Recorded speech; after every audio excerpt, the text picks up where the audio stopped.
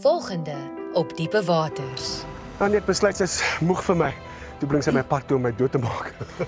Hoef nie alles te doen wat sy vir jou sê nie, jy kan nie sê. Ek kort regtig jou nommer sodat ons in kontak kan bly. Dan hoef ek nie soos 'n tiener te voel wat 3 dae te perd moet reis om sy meisie te sien nie. Ons gaan jou represent, independent van jou family brand. Verkies die familiebrand soos wat dit is. En ek is nie verraaier soos my suster nie, ek hou van die dinge soos wat dit is. Dobbel jy nou? Dis net vir fun.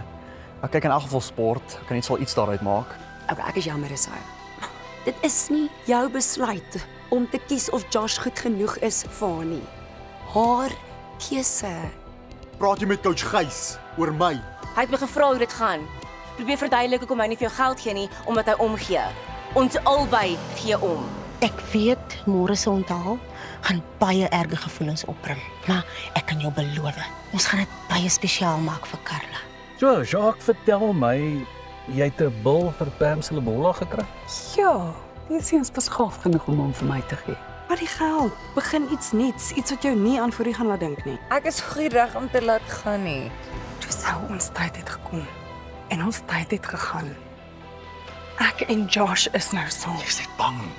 Of ons nog 'n kans te gee, maar jy moet. Alan, jy het gesê laas vir speelgoed geld. Kom ons maak dit vir regte geld 3 keer.